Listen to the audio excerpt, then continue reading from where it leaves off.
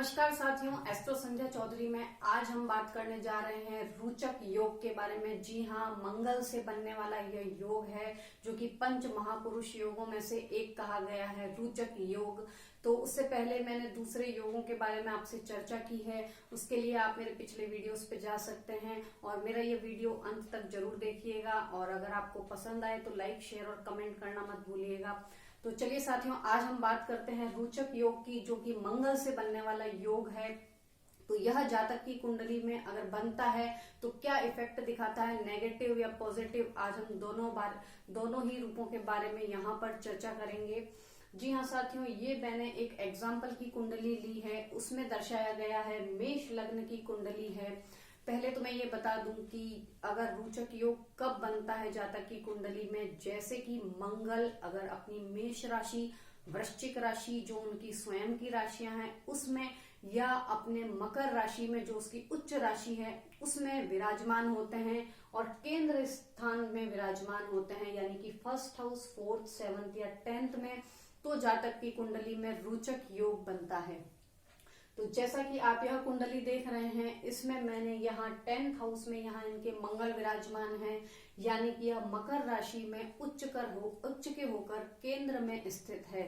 तो यह यहाँ एक रोचक योग कहा जा सकता है, लेकिन उसके लिए आपको दूसरी बातें भी ध्यान रखनी होगी कि यह योग शुभ भी होना चाहिए, तो ही यह जातक की कुंडली में पूर्ण रूप से अपना प्रभाव दिखा सकेगा।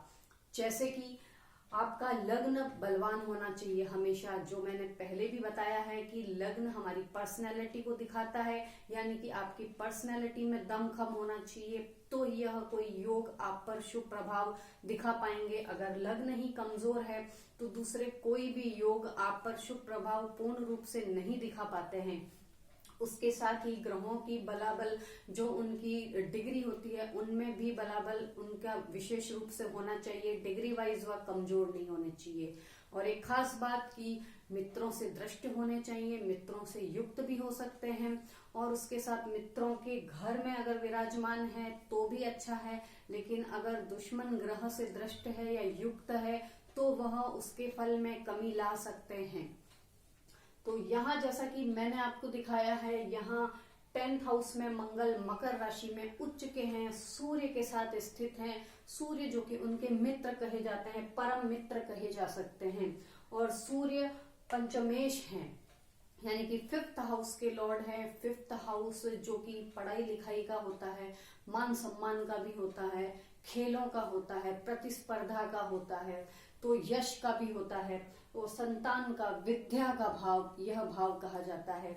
और वहां के लॉर्ड सूर्य के साथ में मंगल विराजमान है। चंद्रमा जो कि उनके मित्र कहे जा सकते हैं, अपनी ही स्वराशि में स्थित और उन पर पूर्ण दृष्टि दिए हुए हैं। इसी के साथ गुरु जो कि 2nd हाउस में स्थित है, वहां से नवी दृष्टि 10th हाउस पर पड़ती है, यानी कि यह अपने मित्र ग्रहों से पूर्णतः दृष्ट है और युक्त भी है।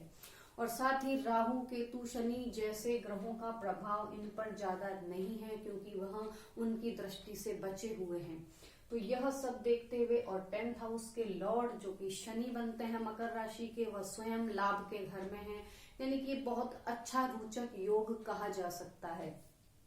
तो यह योग जब जातक की कुंडली में बनता है, इस तरह का योग बनता है, तो जातक में साहस, पराक्रम कूट कूट कर भरा हो सकता है, क्योंकि मंगल जो हमारे ब्लड का कारक है, खून का कारक है, तो वह कहीं ना कहीं ब्लड सर्कुलेशन उस जातक में काफी तीव्र होता है।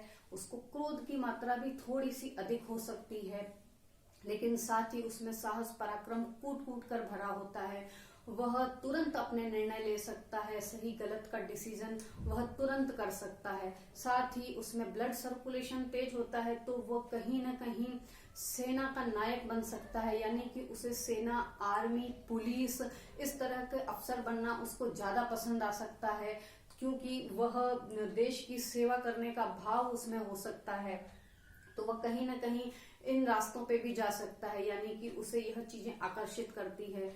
और उसके साथ में ही जैसे मंगल आप जानते ही हैं, तो वह अच्छा सुगठित शरीर उसका होता है, उसकी पर्सनैलिटी बहुत अच्छी और आकर्षक व्यक्तित्व होता है उसका, जिस भी जातक की कुंडली में यह योग बनता है। तो इसके साथ ही अलग अलग लग्न में भी अगर यह देखा जाए तो यहाँ योग बन सकते हैं, जैसे तुला लग्न, वृषभ लग्न में सप्तम भाव में अगर यह योग बन रहा है, यानी कि यहाँ तुला राशि है 7th राशि, और यहाँ अगर वृषभ राशि है यानी कि 2nd नंबर की राशि, तो यहाँ 7th हाउस में मंगल की राशियां पड़ेगी, मेष या वृश्चिक राशि, तो वहां अगर मंगल विराजमान है तो वह अपना फल देंगे। यहाँ सप्तम भाव जो हम पत्नी का कारक ग्रह कहते हैं, यहाँ पत्नी का कारक भाव होता है, तो वह जातक को एक बहुत ही अच्छी पत्नी दिलाता है, यानी कि सुसंस्कारित उसकी पत्नी होती है और उनका गृहस्थ जीवन बहुत अच्छे से चलता है। साथ ही सिंह लग्न, तुला और मकर लग्न में अगर यहाँ पर बनता है कहीं ना कहीं उनका योग, जहाँ मंगल केंद्र में स्थित हो, तो वह जातक को धनी बनाते हैं, यानी कि पैसा उनके पास भरपूर मात्रा में रहेगा हमेशा। मेष वृश्चिक लग्न अगर है आपका, मेष लग्न या वृश्चिक लग्न, जैसा कि मैंने यहाँ दिखाया मेष लग्न, अगर यहाँ 8 का अंक होगा तो वह वृश्चिक लग्न, और वहां स्वयं ही मंगल बैठे हो, यानी कि आपकी पर्सनैलिटी जो हमारी काया है वही दर्शाएगा। यानी कि अगर यहाँ मंगल है तो वह जातक काफी लंबे चौड़े डील डोल वाला हो सकता है, काफी उसकी पर्सनैलिटी में दमखम हो सकता है, यानी कि आजू बाजू के जो लोग हैं वह उनसे थोड़ा सा डर या खौफ भी खा सकते हैं उनकी पर्सनैलिटी को देखकर। एक तरह से कहा जाए तो वह एक राजा के समान जीवन भी देता है, आपका व्यक्तित्व और निखारता है। इसके साथ ही यह मेष, कर्क या कुंभ लग्न यहाँ पर हो तो वह दशम भाव में अगर मंगल विराजमान है अपनी राशि में, तो यह काफी अच्छी पद प्रतिष्ठा, नौकरी, सरकारी नौकरी दिलाने वाले कहे जा सकते हैं। जैसा कि यहाँ इस कुंडली में भी यहाँ दशम भाव में मंगल स्थित हो रहे हैं, तो वह मंगल जातक को काफी सरकारी नौकरी में, उच्च प्रशासनिक सेवाओं में, IAS IPS अफसर बनाने में काफी हद तक मदद करते हैं। 5th हाउस के सूर्य के साथ बैठे हैं, यानी कि 5वां घर जो कि प्रतिस्पर्धाओं का होता है, खेल का भी होता है, जो मंगल खेलों के कारक कहे गए हैं, जो कि हमारा ब्लड से जो रिलेशन है वो हमारा खेल से भी रिलेशन होता है।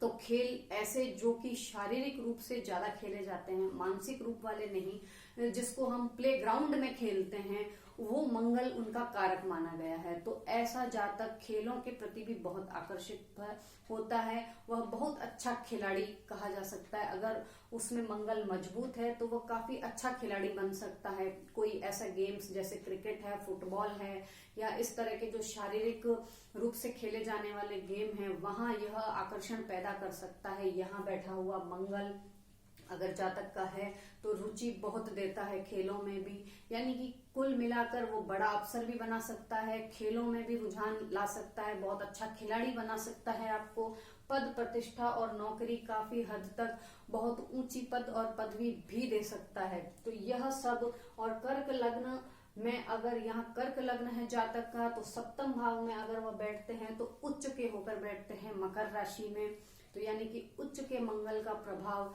7th हाउस में, यानी कि जीवन साथी से विशेष रूप से वह स्नेह को दर्शाता है, प्यार को दर्शाता है। परंतु कहीं ना कहीं 1st, 4th और 7th में थोड़ा सा मंगल होने से कहा जाता है कि यह मांगलिक दोष भी हो जाता है, लेकिन वह अलग कारक हो जाते हैं, तो थोड़ा सा इनका अलग इफेक्ट देखना होगा उसके लिए हमें। लेकिन यहाँ अगर यह 7th हाउस में बैठते हैं तो वह पत्नी से विशेष स्नेह दर्शाते हैं, लेकिन कभी कभी यह स्नेह भारी भी पड़ सकता है, क्योंकि अगर वह उच्च है, डिग्री वाइज बलाबल उनमें बहुत ज्यादा है, तो वह उनका प्यार एक तरह से इस तरह का हो जाएगा कि बस वह किसी और से, अन्य से अगर वो बात भी करेगी तो शायद उसको पसंद ना आए, उनको कहीं ना कहीं क्रोध आ जाए, तो यह इस तरह का प्यार भी हो जाता है। तो कहीं ना कहीं यह दुखमयी भी हो सकता है थोड़ा बहुत, तो जातक को अपने ऊपर थोड़ा सा कंट्रोल रखना चाहिए इस मामले में। तो यहाँ ये बताया मैंने कि रोचक योग अगर अलग अलग लग्नों में बनता है तो यह अपना अपना क्या क्या इफेक्ट देता है। इसके साथ ही कहीं यह जरूरी नहीं कि हमेशा शुभ प्रभाव ही दे, कभी यह अशुभ भी हो सकता है थोड़ा बहुत। जैसा कि मैंने एक ये कुंडली ली है उदाहरण के लिए, यहाँ पर भी मंगल मेष राशि में 7th हाउस में है, तो यह रोचक योग बना रहे हैं। जरूर से यह 5th हाउस के लॉर्ड के साथ यहाँ यह जैसे कि यहाँ बुध सूर्य और शुक्र के साथ हैं, जो कि कहीं ना कहीं 9th हाउस के लॉर्ड हैं बुध, जो कि भाग्येश हैं। यहाँ 11th लाभ हाउस के जो स्वामी हैं सूर्य, उनके साथ है, और लग्नेश शुक्र के साथ यहाँ यह बैठे हैं। लेकिन कुछ योगों में यह अपना पूर्ण रूप से इफेक्ट नहीं दिखा पा रहे हैं, क्योंकि एक तो सारे ग्रह एक साथ बैठ गए, तो कुल मिलाकर एक ग्रह का जो इफेक्ट आना चाहिए वह पूर्ण रूप से नहीं आ पाता। कहीं ना कहीं राहु और शनि जैसे ग्रहों से यह दृष्ट भी हो गए। बुध का इनको साथ मिल रहा है, बुध जो कि इनके मित्र नहीं कहे जाते हैं अधिक, तो यह सब देखते हुए केतु से भी दृष्ट हो रहे हैं मंगल, तो इसको देखते हुए ये कहा जा सकता है कि पूर्ण रूप से रोचक योग का यहाँ संयोग नहीं बन पा रहा है, क्योंकि यह एक ऐसे तानाशाह की कुंडली थी जिसके पास दिमाग भी बहुत था, जिसके पास साहस पराक्रम की कोई कमी नहीं थी, अपने साम्राज्य की कोई कमी नहीं थी। लेकिन ये इस तरह के तानाशाह थे कि यहाँ की जनता इनसे खौफ खाने लग गई थी। पूरे देश को एक तरह से इनकी तानाशाही ने भ्रष्ट कर दिया था, यानी कि पूरा डावाडोल हो गई थी देश की स्थिति। तो इसलिए यह योग शुभ प्रभाव में नहीं था। मंगल बली थे, लेकिन कहीं ना कहीं उसका अशुभ प्रभाव अधिक पड़ गया जातक की कुंडली में।